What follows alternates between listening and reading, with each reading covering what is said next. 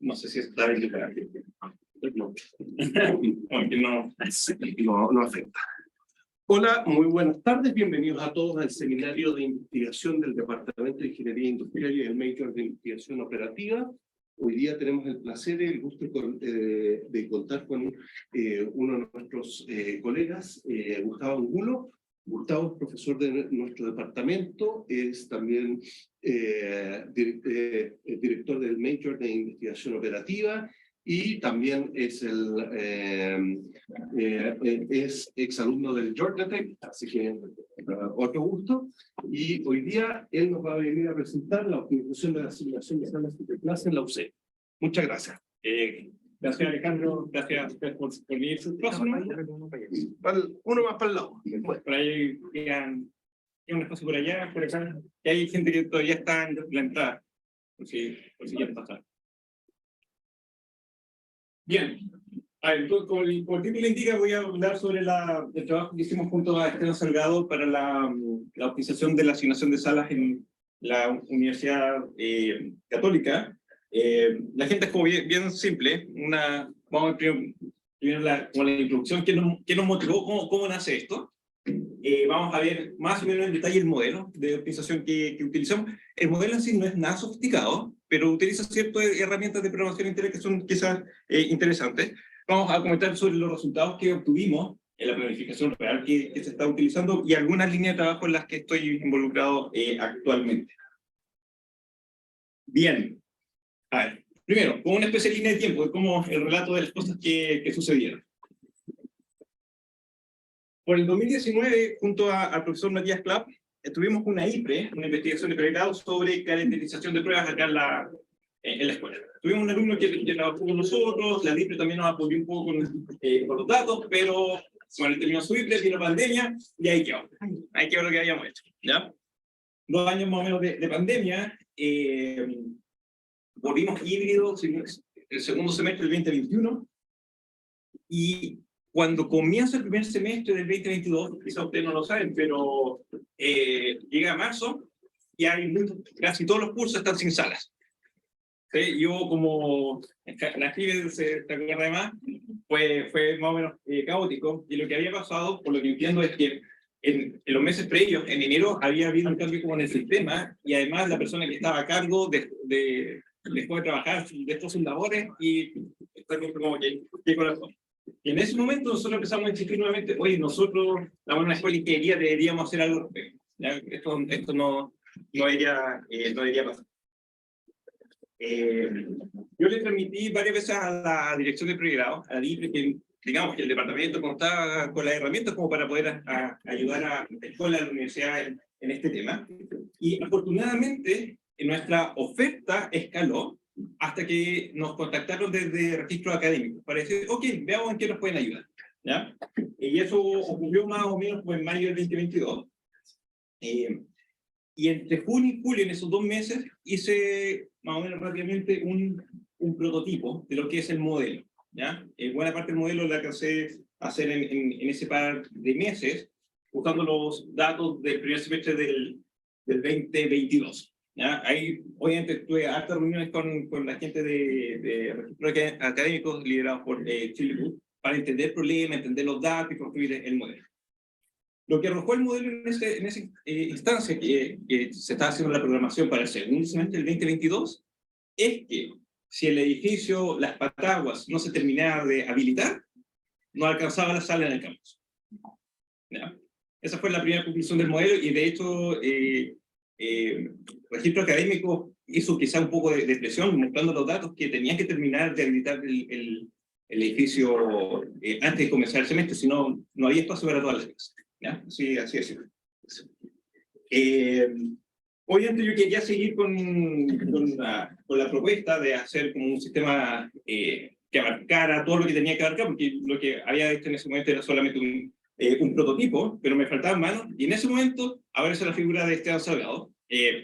Para quienes no lo conocen, Esteban es ya ahora exalumno de la escuela. Él se había ido a Francia a hacer el doble título.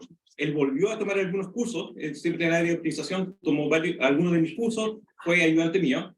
Después se fue a Italia a hacer el doctorado, allá lo pilló en la pandemia, terminó el doctorado, volvió a titularse, porque era doctor, pero todavía no tenía el título de ingeniero industrial. Entonces, eso fue más o menos a mediados del año pasado, y habló conmigo, y acordamos de hacer un trabajo de título asociado a la asignación de sala con registro académico. El registro académico estuvo de acuerdo, y estuvimos trabajando estos 4 meses, desde agosto hasta el comienzo de diciembre, y ya en enero de este año fue la implementación del sistema o del modelo que alimenta a la planificación que está actualmente implementada a nivel de la universidad, ¿ya? Esto no es solamente para la escuela de ingeniería, es para toda la universidad, para cada campus, donde el campus San Joaquín es evidentemente más complicado, ¿ya? Eso es como la línea cronológica de las cosas que pasaron. Ya. Ahora un breve resumen sobre el proceso de planificación académica, ya más o menos cómo funciona. Lo primero es que el registro académico envía los lineamientos y plazos de este proceso a las distintas unidades académicas, donde las unidades académicas son, digamos, las facultades, los institutos, ¿ya? Entonces, por lo menos cómo funciona acá en ingeniería, cada departamento genera su propia planificación académica, todo eso se le manda a la DIPRE, que lo consolida y eventualmente supongo que hace sugerencias de cambios, y una vez que la DIPRE da el OK, se envía a registro académico, pero eso lo hacen todas las unidades académicas de forma descentralizada. Entonces la DIPRE recibe todo ese input y trata de hacer, ¿ya?, de la sala y distintos requerimientos. Tienen software para ello. Pero lo que sucede usualmente es que hay módulos que son como estelares, módulo 2, módulo 3, incluso módulo 4, donde hay más demanda que oferta por capacidad. En la mayoría de las unidades académicas prefieren esos módulos como una cosa quizás como de comodidad o de historia. Entonces, el registro académico tiene que empezar a solicitar a cada unidad académica que haga ciertas modificaciones en la planificación propuesta, trata de conseguir salas que no administren ellos, sino que son administradas por las mismas unidades. Por ejemplo, esta sala podría ser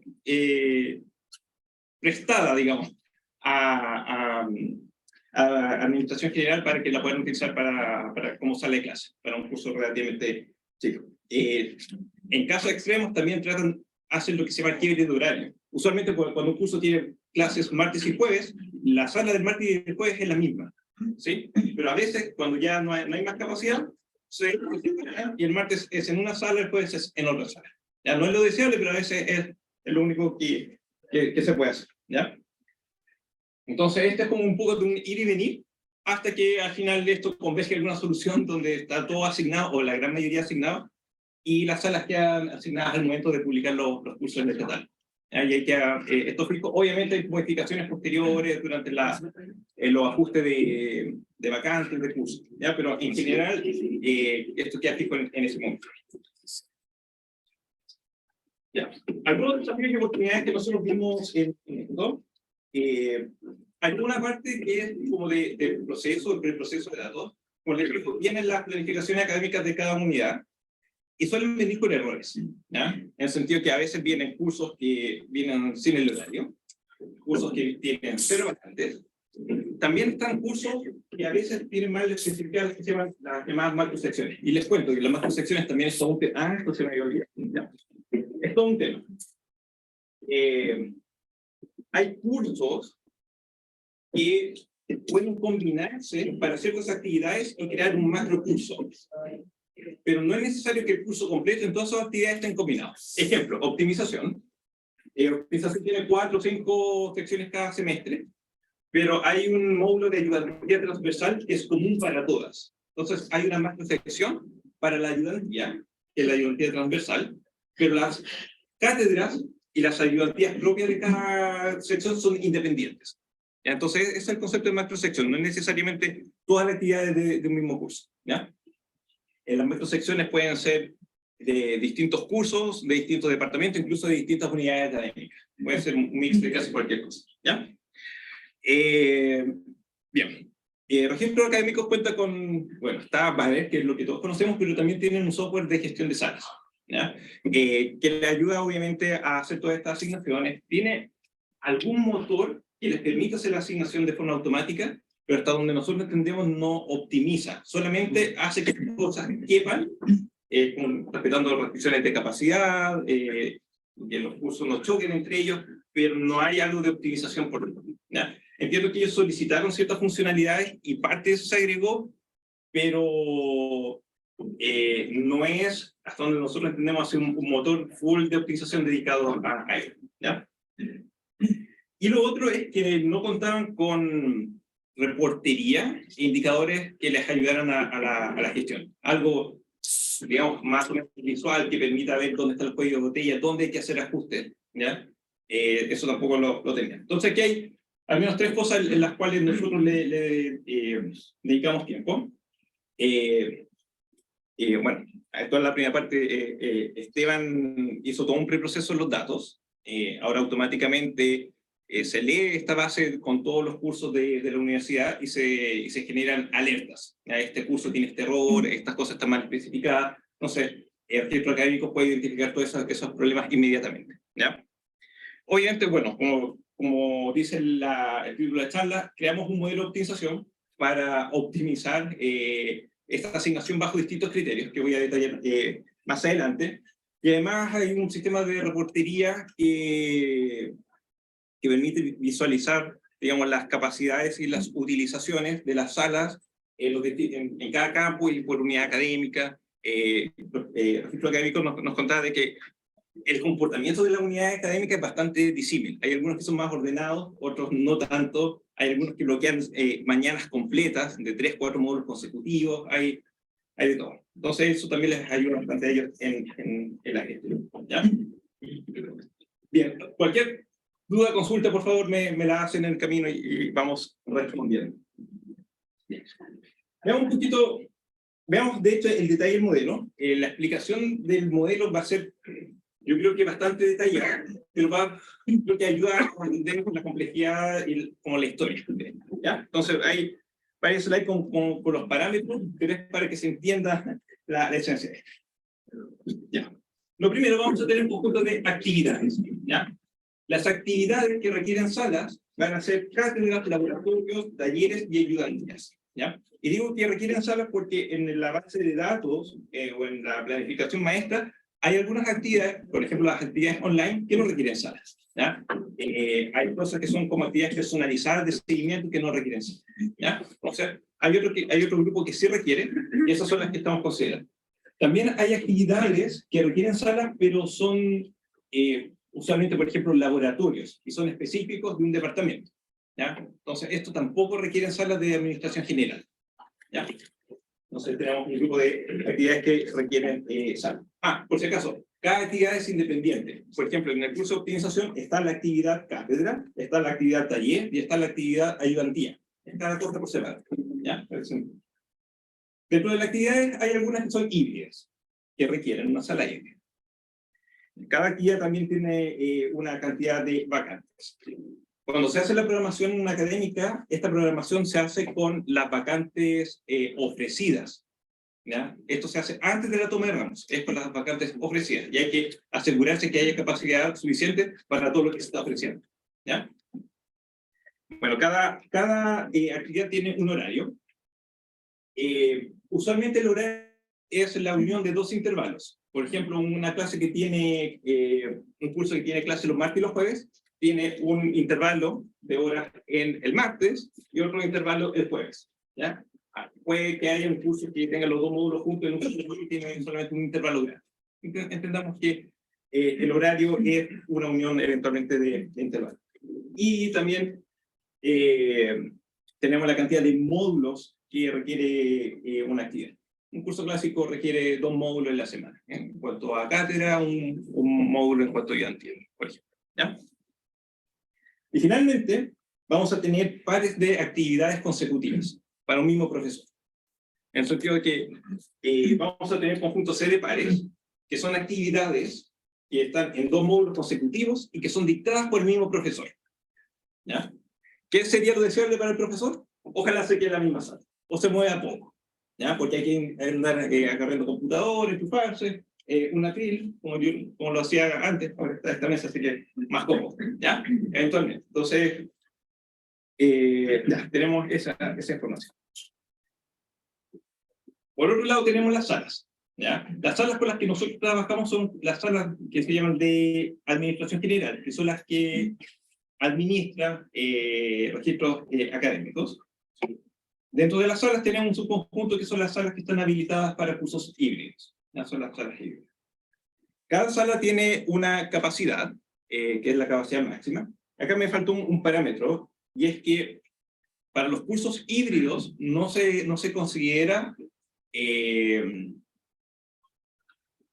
se asume que no todos los alumnos van a ir presencialmente y que de hecho la mayoría lo va a hacer online. Entonces va a haber hay un factor de ocupación que en estos momentos es el 30%. ¿Ya? Entonces en un curso híbrido estamos asumiendo que a lo más un 30% va a estar presencial y el resto va a estar online. ¿Ya? Entonces, si tenemos un curso híbrido de 100, no necesitamos asignar una sala de 100, basta una sala de 30. ¿Ya? 30, bueno. Bien. Entonces, dado lo anterior, para cada actividad tenemos un subconjunto de salas que vamos a llamar compatibles. ¿Qué significa que sea compatible? Que tenga capacidad suficiente. Para la actividad tiene ciertas vacantes, y obviamente la sala tiene que tener más capacidad que las vacantes, dependiendo del formato, ya sea presencial o híbrido. Eso principalmente. Eso digamos que es lo principal. Ahí consideráis también el campus, me imagino, ¿no? Cada campus es independiente, entonces este problema se resuelve de forma independiente para cada campus. Entonces acá sí, estoy indicando qué información tenemos para cada campus. ¿Ya? Esto es campus a campus. ¿Ya? Así que no puse subíndice de campus, porque para facilitar esto.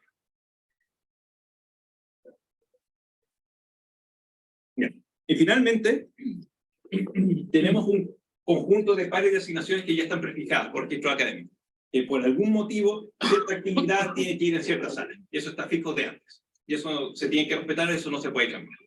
¿Ya? Esas son las llamadas prefijaciones. Bien.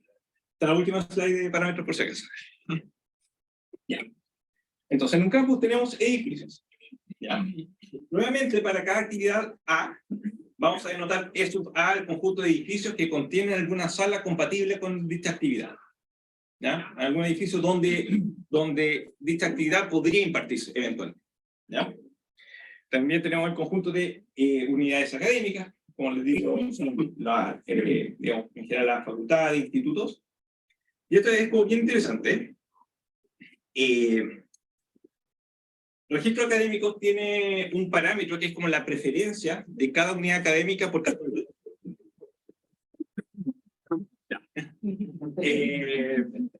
Por ejemplo, a ingeniería ojalá le gustaría tener clases en el patio de ingeniería, las salas CAL, todos estos edificios que son aledaños.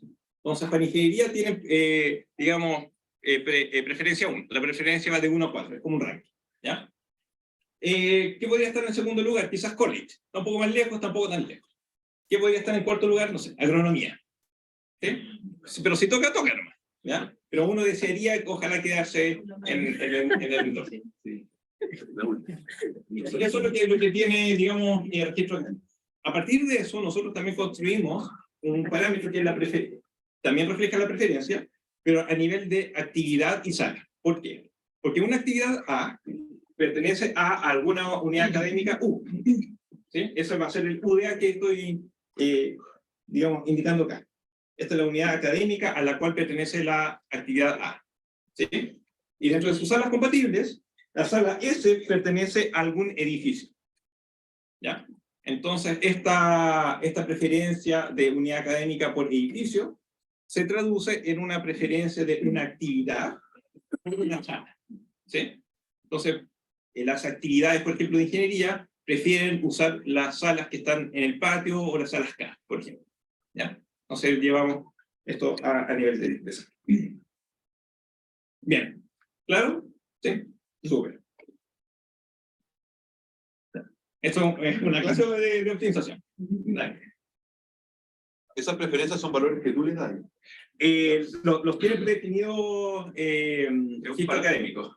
Pero es un parámetro de cuánto más valora ingeniería las salas de acá versus las de agronomía. Sí, es simplemente un ranking. Viene por- Entonces, hay como un grupo, está como el grupo 1, que son todas las salas que prefieren ingeniería en primer lugar. Cualquiera de ellas, pero edificios en principio, son ingeniería, con cualquiera de estos está igualmente contento.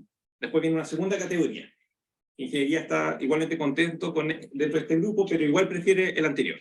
Pero está hecho como, o sea, la distancia entre el 1 y el 2 es igual que entre el 2 y el 3. No necesariamente es geográfico.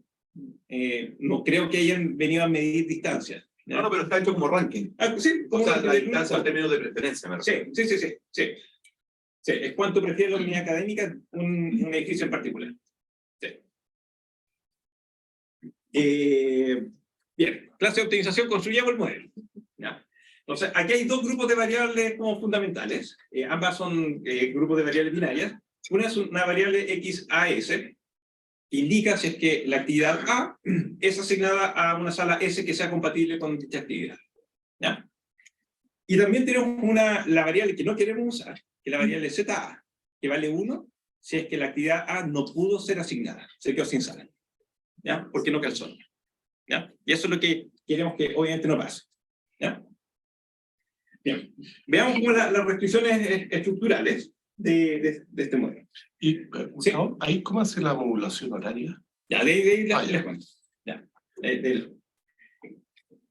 Solo explico. Cuando una actividad te queda sin asignar, tú en el fondo echas a correr el modelo y llegas a una solución. Pero Sí. si lo echas a correr de nuevo, te entrega otra solución. No. ¿Y el ZA es distinto o vaya a tener? No, a ver, está todo esto así de forma como súper determinística. Si corre el modelo muchas veces, va a dar la misma solución, porque el Solver es determinístico y además nos aseguramos que la implementación en Python fuera determinística. Para los que no saben, los diccionarios en Python están ordenados desde la versión 3.6 o algo así. Entonces, cuando ustedes lo recorren, siempre se recorren en el mismo orden, pero no los conjuntos. Los sets en ejecuciones distintas pueden ser recorridos de forma distinta y el modelo que se genera es distinto. Y el solver corre de forma distinta, por más que sea el mismo modelo, esencialmente. ¿Ya? Ya, esto es como el break. Cuando ustedes tienen un modelo de optimización, si permutan dos filas es lo mismo, ¿cierto? Si permutan dos variables es lo mismo. ¿Sí? En cuanto al modelo. Pero para los solvers no es lo mismo. Pueden comportarse de forma distinta. La solución óptima, el valor hace lo mismo, pero la ejecución interna es distinta. Pero nosotros nos aseguramos que todo fuera como muy determinístico, ¿ya? Para poder replicar las cosas cada vez que quisieran. Volviendo a la pregunta de la variable Z. ¿Por qué aparece la variable Z? Porque las primeras veces que ejecutamos el modelo es infactible. No es posible asignar todas las actividades. Y lo que hace el registro académico es justamente mirar esas actividades y ver qué puede hacer al respecto. ¿Qué es lo que tiene que mover para que esas actividades sí puedan ser agendadas, sí puedan ser asignadas? ¿Ya? Entonces este modelo no es que se corra una sola vez, se corre múltiples veces, ¿ya? En todo este proceso de planificación. ¿Ya? Entonces en las primeras iteraciones hay varias actividades que quedan sin asignar. El registro académico llama, no sé, trata de acomodar un poco las cosas, se vuelve a explicar el modelo y después son menos actividades y así sucesivamente hasta que quedan dos quizás. ¿Ya? Esa es con la utilización. ¿Ya? Bien, entonces las restricciones fundamentales es, lo primero es que toda actividad o es asignada o simplemente queda sin asignar. ¿Ya? Esto es como simplemente para marcar qué pasó, fue asignada o no. ¿Ya? Un requerimiento duro es que las actividades híbridas tienen que estar asignadas. Una actividad híbrida no puede quedar flotando, no puede quedar no asignada. ¿Ya? Y de hecho, esto fue una de las primeras cosas que cambiamos en la modalidad en que ellos trabajaban, porque como no contaban con un solver, ellos primero fijaban las actividades híbridas y dada esa fijación, trataban de hacer calzar el resto. Lo cual todo optimizador sabe que es subóptimo o incluso puede generar un problema infactible. ¿Ya? Lo ideal es ver todas las cosas a la vez. ¿Ya? Pero para ello, obviamente, puede ser más complicado hacerlo así y todo de una. Y también tenemos que las prefixaciones se tienen que respetar. ¿Ya? Profe, lo que no entiendo es que cuando tenemos Z igual 0, ¿no representaría que todas las salas híbridas no fueron asignadas? ¿Cómo? No. Esta es una actividad que es una actividad híbrida. ¿Sí? Entonces lo que le estoy pidiendo es que Z valga 0, por lo tanto en su restricción esto de aquí no va, Ya. y por lo tanto la primera restricción está implicando que tiene que estar asignada A ver. a alguna sala compatible que por definición tiene que ser una sala híbrida. Ah, era uno si no era asignado. Sí. Ya. Sí, una sí, no asignada. Sí. Bien. Quizás la restricción, el grupo de restricciones más interesantes son las de incompatibilidad horaria. ¿Ya? Si hay dos actividades cuyos horarios se topan, estas actividades no pueden ser asignadas a la misma sala. Vamos a ver bien. ¿Sí? Entonces, no, matemáticamente es, si yo tengo a las actividades A y B, si yo miro una sala que es compatible para ambas, y estas actividades tienen horarios con intersección no vacía, efectivamente se topan, entonces en la sala S no pueden estar las dos actividades. O elijo A, o elijo B, o ninguna de esas dos y quizás otra. ¿Ya? Pero A y B no pueden estar asignadas a la misma sala porque tienen tope de horario. Súper natural. ¿Ya? Bien. Ahora, esta restricción que en estos momentos tengo para dos actividades, en realidad lo puedo generalizar para múltiples actividades que estén en conflicto. Eso es lo que quiero explicar ahora. Creo que esto es lo que hace que el modelo se corra en pocos minutos. Tiene una estructura muy, muy amigable. ¿Ya?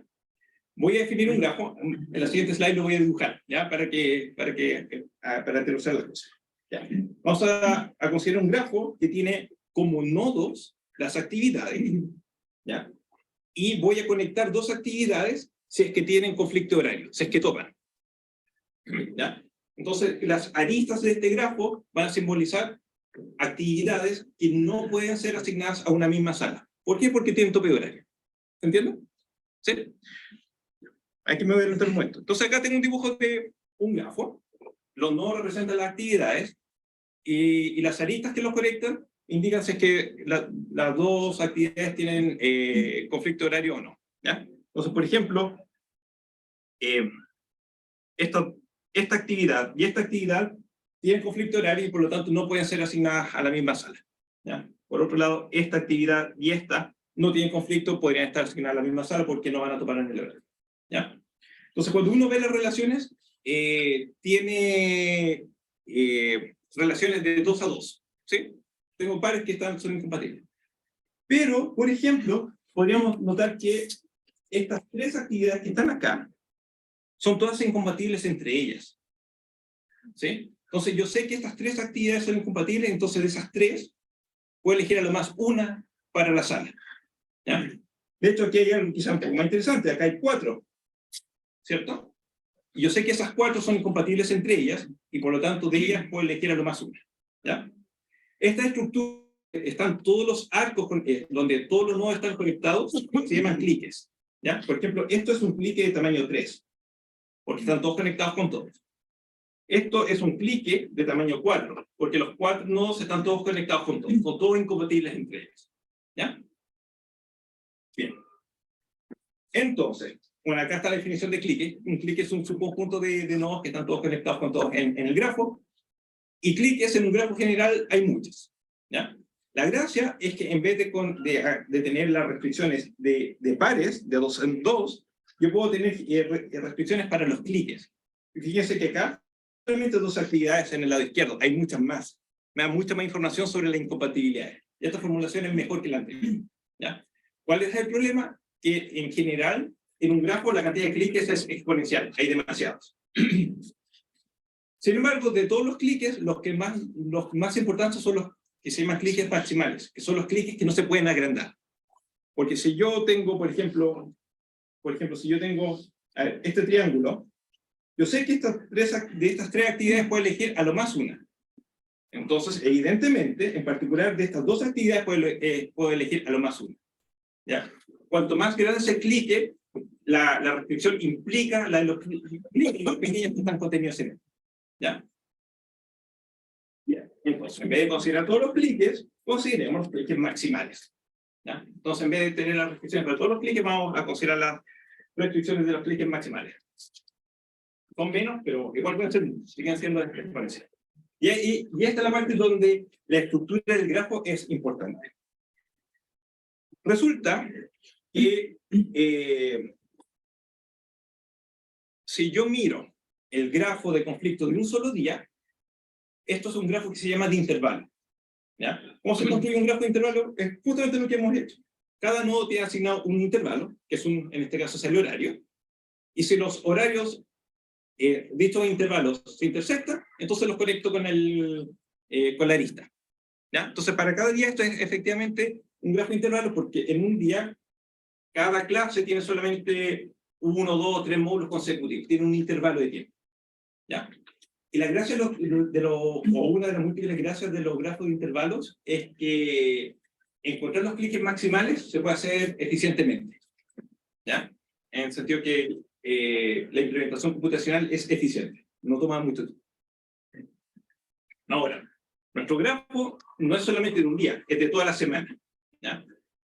Y obviamente hay clases que son, la mayoría tienen múltiples días en las cuales se dictan. ¿Ya?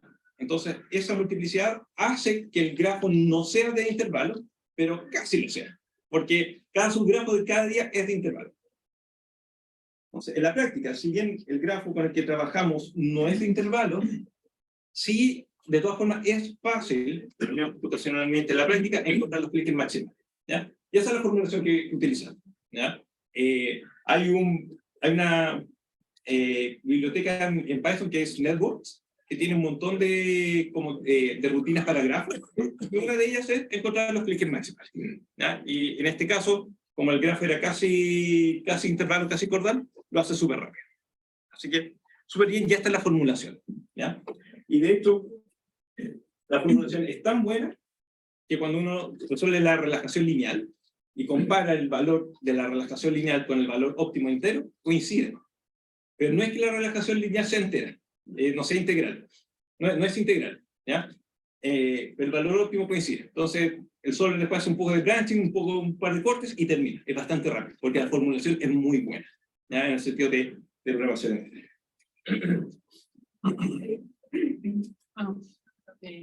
Dale. Ya, no, sí, ahí. ¿Y qué tanto, qué tal era la formulación si no ocupabais los cliques maximales y ocupabais esto por arco? ¿Se demoraba mucho? No sé, porque al tiro lo miramos. Pensamos por aquí, para darte un orden, pensamos por aquí son como 3.500 actividades. Entonces, en el peor de los casos, tienes hartos pares. Sí.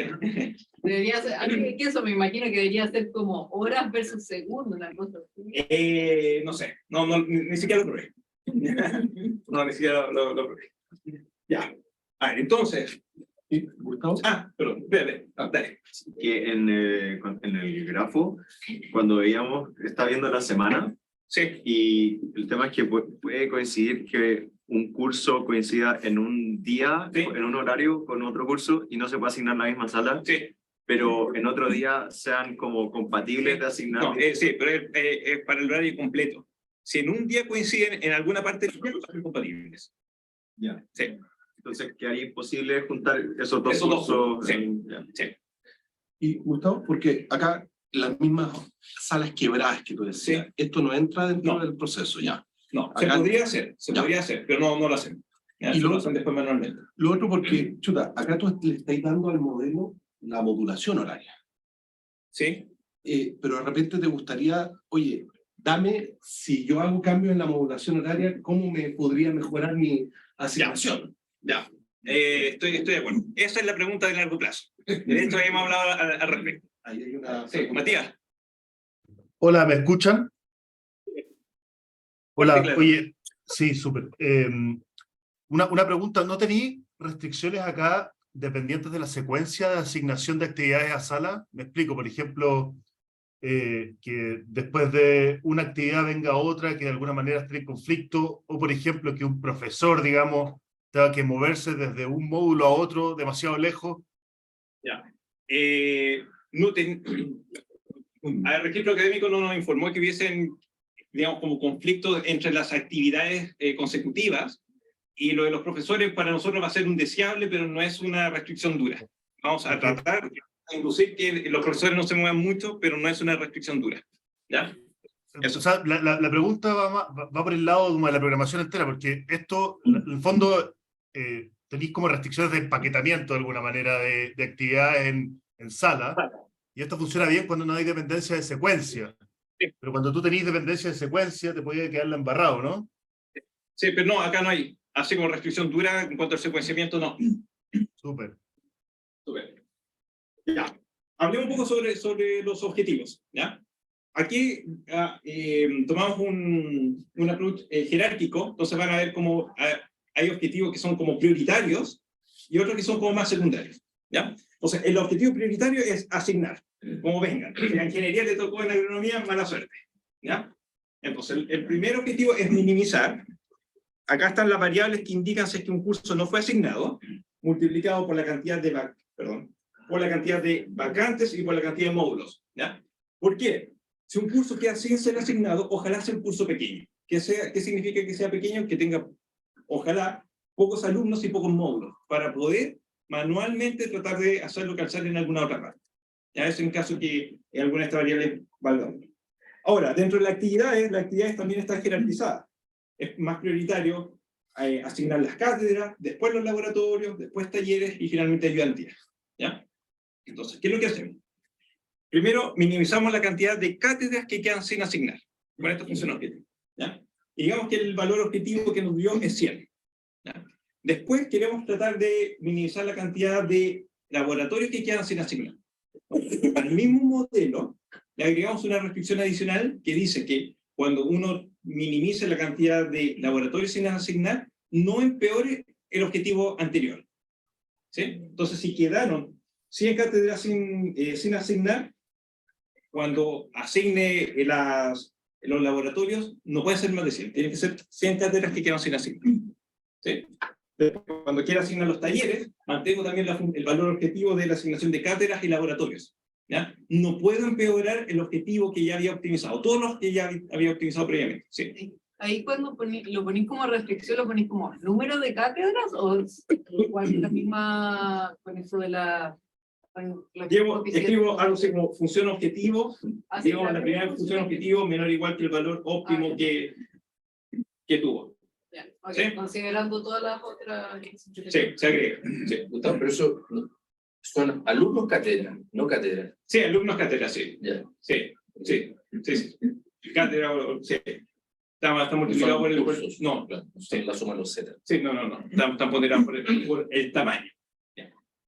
Bien, entonces el primer gran objetivo es que las cosas quepan. Pero la asignación puede ser casi cualquier cosa. Por ejemplo, cualquier curso que tenga clases los martes, los jueves, módulo 2, y que tenga 60 vacantes, son todos intercambiables para este modelo. Porque es lo mismo. ¿Ya? Entonces, hay múltiples soluciones óptimas. ¿Ya? Hay muchas. Entonces, ¿cuáles preferimos? En segunda instancia, son aquellas que maximizan las preferencias de la unidad académica. Entonces, ahora sí, dentro de todas estas soluciones que existen, vamos a tratar que ingeniería se quede en el patio de ingeniería o en las salas K, preferentemente. ¿Ya? Y para eso, estas prioridades pedimos como puntos. ¿Ya? Entonces, por ejemplo, una asignación en prioridad 1 vale 1000 puntos, una en prioridad 2 son 100, 10 y 1, finalmente. ¿Ya? Y con eso tratamos de inducir que se asignen las salas sin prioridad como uno esperaría. ¿Ya? Estos números podrían haber sido cualquier cosa, pero fue lo que nosotros dijimos. ¿Ya? Después, ¿qué viene? Minimizar desplazamiento entre edificios. ¿Ya? Ahora, ¿qué es lo que estamos viendo? Vemos, miramos... ¿sí? ¿Estos objetivos son secuenciales? Son todos jerárquicos. Son jerárquicos, no es multiobjetivo. Es lo mismo, multiobjetivo. Multiobjetivo jerárquico. Pero jerárquico. Pero jerárquico. No blended, no con pesos. No aditivo tendría que llevarlo a un mismo. Exacto. Ya. Después, ¿qué tenemos? Para todas las actividades que son consecutivas y edificios que sean compatibles para ambas actividades, vamos a tratar que las actividades sean asignadas al mismo edificio. ¿Ya? Y acá esto es una función objetivo que tiene digamos, un valor absoluto, pero esto se modela con una variable adicional y dos restricciones adicionales que alinean. Las restricciones que alinean. ¿Ya? Entonces, esto penaliza cada vez que hay una actividad. Hay dos actividades que tienen al mismo profesor en horarios consecutivos, pero que quedaron en edificios distintos. ¿Ya? Súper. Ahora, ¿qué puede pasar? Dentro de un mismo edificio podría tener un mismo profesor, la clase acá y la siguiente clase en la sala al lado. Pero está en el mismo edificio. Pero no, ahora que está en el mismo edificio, ojalá esté aquí en la misma sala. ¿Para qué lo voy a hacer que se mueva dentro del mismo edificio? Y ese es el cuarto objetivo. Muy similar al anterior, evitar los desplazamientos entre salas. ¿Ya? Entonces, estos son los objetivos que se van utilizando de forma jerárquica. Pero ya no tomáis en cuenta la preferencia. No, todo se va concatenando. Ya, porque cuando tú alteráis una distancia, vuelve a tomar la preferencia como... Sí, es decir, no puede empeorar la preferencia que ya se obtuvo antes. Ah, ya. Va todo concatenado. Se van como ordenando las soluciones. Ya, ¿Ya? Una pregunta. Sí. Oye, Gustavo, una consulta. Este objetivo de no moverse mucho entre edificios no mete ninguna distancia, ¿cierto? ¿Te cambiaste de edificio o no? O sea, por ejemplo, cambiarse de las A a las B, para el modelo es equivalente a cambiarse de las A a agronomía. No, porque tiene no? que ver con un... Hay distancia, sí. Sí. No, pero lo que pasa es que esto ya está como... El hecho de haber optimizado por preferencia anteriormente, en general induce que las asignaciones sean en lugares que aún le convienen, que la unidad académica le conviene. ¿Ya? Uno podría tratar de hacer algo más duro, pero usamos los datos que teníamos, esencialmente, que eran las preferencias. ¿Ya? No tenemos datos así como más duros como geográficos, de distancia, tiempo de desplazamiento. Súper, gracias. Ya. Perdón, Sí. y edificios, por ejemplo, en el caso de ingeniería, las A, las B, Sí. es un edificio. Eso es un edificio. Un edificio, todas las salas Sí. A y B. Sí. Y la Sí. de la zona. Claro. Ya, comentemos un poco sobre los resultados que obtuvimos. Ya, si remontamos el tiempo, esto lo estuvimos haciendo durante el segundo semestre del año pasado, cuando ya la programación de ese semestre ya estaba hecha, obviamente. Pero ese era nuestro benchmark mientras trabajábamos. ¿Ya? Entonces, acá tenemos, aquí Esteban hizo la comparación entre la asignación que se hizo el semestre pasado versus lo que hubiese hecho el modelo, asignando eso sí las mismas actividades. ¿Ya? Entonces aquí está la comparación entre el real y el optimizado. Vamos aquí a hacer un poquito de eso. ¿Ya? Entonces, por ejemplo, en la asignación real que se ejecutó, el 31% de las actividades están en prioridad 1 en cuanto a los edificios, mientras que el modelo asignaba el 67% en la primera prioridad. ¿Sí? Segunda prioridad, aquí había un 15%, nosotros casi un 20%. ¿Ya? Entonces las prioridades se nota que mejoraron considerablemente. Noten este 46 en cuarta prioridad, un 8%. ¿Ya? Entonces eso habla sobre la distribución de la asignación, digamos, como en el campo. ¿Qué más? Antes había 95 profesores que se tuvieron que cambiar de edificio. ¿Ya? Nosotros eso lo bajamos a 18. ¿Ya? Y hubo 125 que se tuvieron que cambiar de sala y baja a 35. ¿Ya? Eso haciendo como la comparativa con el semestre que ya estaba en curso. ¿Ya? Ahora, cuando ya se implementó, esto ya es el resultado del semestre que está actual, primer semestre del 2023. Acá están los resultados por campus, y como ven, quedan solamente en San Joaquín un par de actividades no asignadas, no recuerdo exactamente cuáles eran, ¿ya? Pero quedaron solamente 2 de las como 3.000 que había. Nuevamente, un alto porcentaje está en primera prioridad, ¿ya? Aquí sí quedan algunas más en cuarta prioridad, pero de todas formas es bastante lo que queda en primera prioridad. Ya, esto también es como bien interesante. Como les digo, cada objetivo tiene múltiples soluciones, y de las múltiples soluciones se elige la que es mejor para el siguiente objetivo. ¿Ya? Entonces, por ejemplo, cuando terminamos de optimizar por prioridades, la última solución que teníamos en mano generaba 100 cambios de edificio, pero al minimizar los cambios de edificio sujetos a los objetivos anteriores, los cambios de edificio bajaron a 49. Ahora, tomamos esa solución, generaba 155 cambios de sala, sujetos a todo lo anterior, minimizamos el cambio de salas y bajaron a 49. ¿Sí?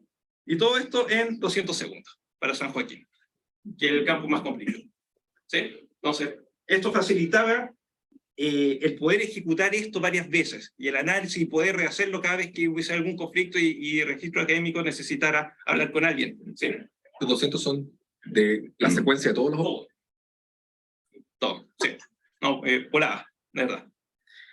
Y digo que esta es la base de la asignación actual porque después igual hay ajustes posteriores, entonces no es exactamente esto. De hecho, yo sufrí uno de los ajustes porque tenía un curso que iba a estar en esta sala al lado para 20 alumnos de posgrado y se llenó y me pidieron si lo podía cambiar. Dije que sí, si podía aumentar las vacantes. Pero no había sala. Entonces, ¿qué es teología? Entonces, todos los días corro, porque hay algo clase consecutiva. Entonces, corro de acá a teología. Te falta una restricción. Disclaimer, no hay ninguna parte, no hay ningún como ir, profesor Gustavo Angulo. Ya. Cosas en las que estamos ahora, son dos principalmente.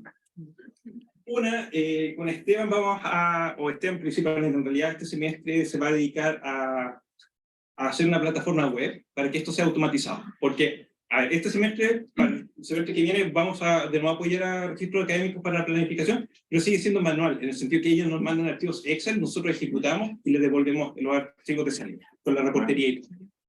Pero obviamente lo ideal es que ellos tengan una plataforma donde ellos suban las cosas, puedan ejecutar y hacer todas las pruebas que deseen. ¿Ya? Entonces, eso es una cosa y el que se va a dedicar a eso durante este Que no me quedó claro como el problema en general. Por ejemplo, en estos módulos que son bien congestionados, ¿cuál es la tasa de ocupación de sala? Digamos? ¿Cuál es la magnitud del problema? Está bien. De hecho, se pasa. Es que eso es lo que pasa. Cuando las unidades académicas de forma descentralizada mandan sus planificaciones, usualmente excede la capacidad total del campus. Entonces el modelo dice cuáles son los cursos. ¿Que te quedan 2 actividades sin...? Sí. A ver, no me acuerdo exactamente, pero puede ser una, justamente la actividad transversal de optimización porque estaba como presencial y debería haber sido online. Son 600. No cabe en ninguna parte del campo. Hay cosas que son como infantilidad. Computación también tenía una macrosección o una sección gigante de algo que no cabía en ninguna parte y obviamente era infantil. ¿Ya? Entonces esas cosas después el registro académico los tenía que arreglar de alguna otra forma. Entonces, el peor de los casos, por ejemplo, una garantía, si no hay caso, quedará quizá online, no sé exactamente cómo se resuelven todos los posibles conflictos. ¿Y te dieron alguna noción de qué cantidades de actividades quedaron sin sala en la última vez que lo hicieron manualmente? No sé. No sé. Eso no lo sé. Ya, otra cosa en la que estoy ahora, de hecho estoy observando una IPE, retomamos el cuento de la calendarización de las pruebas acá en ingeniería, con un approach más o menos similar. Tenemos un grafo para áreas, pero este es un grafo de compatibilidad, de qué cursos pueden tener prueba el mismo día. ¿Qué cursos pueden tener el mismo día prueba? Cursos que tienen tope de horario en cátedra. Un alumno no debería estar inscrito en 2 cursos que tengan tope. ¿Sí? Ya. La calendarización actual hace parcialmente uso de eso, pero por módulos. Las pruebas están repartidas por módulos. ¿Ya? Pero hay otras cosas que se pueden hacer que son más complicadas, no se pueden hacer tan fácilmente al ojo. Por ejemplo, los requisitos. Si A es requisito de B, entonces A y B pueden ir juntos, porque un alumno no debería estar tomando ambos cursos al mismo tiempo. ¿Sí? Hay muchas más combinaciones. ¿Ya? Al haber muchas más combinaciones, se hace menos evidente cómo hacerlo. ¿Ya? Y de hecho metimos en la juguera las fechas especiales, por ejemplo, optimización, que son 600 al mismo tiempo, y que son de las distintas secciones. E incluso la DIP nos pidió si podíamos meter en la juguera los cursos masivos de matemática, álgebra, cálculo, también van a la juguera y el modelo está corriendo. ¿Ya? Y lo mismo, un grafo en este caso de compatibilidad, si uno lo hace a pares, son millones de restricciones, se demora infinito. Si uno lo reformula con una forma de cubrimiento de cliques, se demora 2 o 3 minutos. ¿Ya? Por ahí vamos de nuevo a ver si conseguimos tener algo limpio y quizás contarle una historia parecida a esta en un año o 2 años más. ¿No? Ojalá sea más, ¿ya? Y justamente la consulta que hacía Alejandro, la planificación académica en sí es algo que hay que mirar. Justamente Pilar Barros en una de las reuniones nos comentó que ese era como su feeling, que es la planificación que hay que repensarla, porque ese es como el driver para muchas cosas en la gestión académica, digamos, de la escuela y de la universidad. Así que, bien, muchas gracias.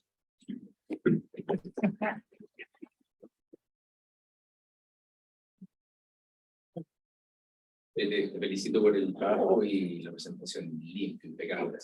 Muchas felicidades. Te quería preguntar esto, ¿en qué semestres ya se ha usado? El primero. Ahora sí, Ya, y se va a planificar para el segundo. Para el segundo. Sí. Y hay un plan de que se vaya a implementar y que se vaya a meter dentro de...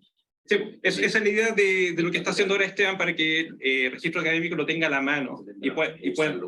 Sí, exactamente. De hecho, Esteban, tiene una interfaz gráfica donde uno carga archivos, mueve un par de parámetros, genera la reportería, pero está todo hecho de forma local, no en la web y que tenga un directo a banner, No de momento. El Sí. software que tienen actualmente quedaría desechado.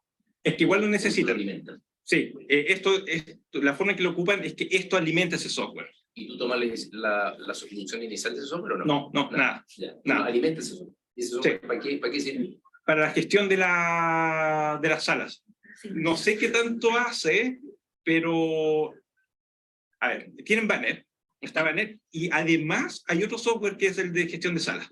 Y con este trabajan, y una vez que está lista la gestión con la asignación, esto se carga a banner. Eso ya está hecho. Eso ya está, pero esto es algo que tiene. Sí. Debe pasar por ahí. Sí. Pero de hecho, lo nuestro llega directo. Hay que hacer como un bypass. Y de hecho, otra cosa que tiene este software es que no maneja de forma nativa el tema de las macrosecciones. Entonces tienen que hacer una especie como un hack, colocar un código raro para que tome las macrosecciones. Y ese software entiendo que es relativamente nuevo, ¿no? No sé. Sí. No sé. Es el del... Sí, ¿no es cierto? Sí, no sé de cuándo lo tienen. 2021 parece que empezaron a Ya. Sí, y no sé, en realidad para nosotros lo que haga el software es como medio indiferente, mientras nos permita leer los datos y después cargarlos de vuelta. No ocupamos nada de lo que hace. Ya. Vale, primero que todo, súper limpia la presentación, se entendió súper bien. Un tema, más que nada una pregunta, porque entiendo que el modelo ya anda rápido, pero, por ejemplo, la variable Z, ¿esa la puedes definir continua? Sí. Ahora, la gracia es que a veces, agregando algunas variables, manteniendo la integralidad de ciertas variables, el solver, el presol, puede hacer más deducciones lógicas y reducir.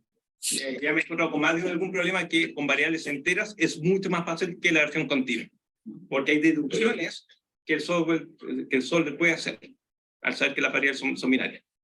¿Sí? Entonces, es bastante experimental, hay varias cosas que van contra la intuición, pero funcionan. Sí. ¿Esto se lo tiran a Gurobi después? ¿Con qué lo está? Sí,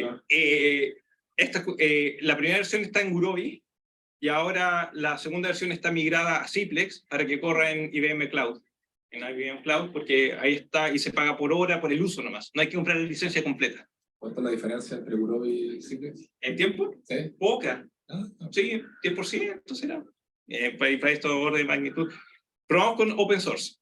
10 veces más lento. Así que, sí, probamos. Y no, se mueve infinito. Sí, no infinito, pero harto más. Ya, ven. ¿Cómo se dan cuenta cuando hay una infactibilidad en un modelo así, con tantas cosas, tantos elementos, que está dando problemas? Ya, buena pregunta. A veces es datos. A eso nos pasa que son datos. Ahora, este modelo en particular, como está escrito, no debería dar infactible. Porque en el peor de los casos, todos los Z valen 1 y no asignaste nada. Ya está construido justamente para eso, porque en la primera versión estábamos tratando de que todo cupiese, pero eso no se podía.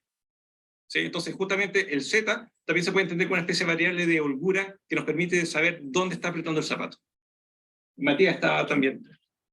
Sí, oye, yo tengo, no sé, una consulta, una posible extensión más bien. En este modelo vienen los horarios preestablecidos, ¿cierto? Las actividades dicen, oye, yo necesito este horario. Sí, Pero sí. me imagino una situación en donde alguien le podría preguntar, digamos, a los distintos involucrados qué horarios te sirven. Y, Sí. y que vengan las actividades con un menú de horarios posible. Algunos Sí. con uno, la mayoría tal vez, pero otros que tengan 2 o 3 opciones. Y el software de alguna manera como que, no sé, pues, duplique o triplique esas actividades y tengáis que escoger una de esas en el horario que, en alguno de esos horarios compatibles, digamos. Y tal vez podría aumentar, digamos, la eficiencia en la asignación, digamos. Sí, de todas formas, de todas formas. Ahora hay que convencer a que los profesores estén dispuestos a entrar con la lotería de lo que vaya a Sí. decir el... No, tal vez no cátedra, las cátedras son más complicadas, pero tal vez laboratorio o cosas así, podríais tener 2 o 3 menús de horario, digamos. Sí, totalmente de acuerdo. Otro comentario, antes que se me olvide. Este modelo y la implementación es independiente de la modulación horaria. Porque sabemos que el próximo semestre cambia la modulación, ¿cierto? Y de hecho ni siquiera necesita que los módulos sean uniformes. Porque, por ejemplo, educación profesional y continua tiene módulos raros en las tardes, que son más cortos, y no obedecen la programación usual. Pero si ustedes buscan en busca de cursos, salen como las asignaciones tradicionales. Al usar este grafo de conflicto, que solamente le interesa el intervalo, no que el intervalo sea múltiplo de algo, es mucho más flexible. Es muchísimo más flexible. Banner acepta ese formato, pero el gestor de salas creo que no. Creo que necesita horarios uniformes. Así que también es como, está a prueba del futuro. ¿Eh? Vamos a ver cómo nos va ahora con el cambio de la modulación. Bien, estamos. Muchas gracias. Nos vemos la próxima semana a otra edición del seminario. Gracias a todos. Súper bien. Me gusta ver la sala de la silla. Si quieren pizza, vuelvan.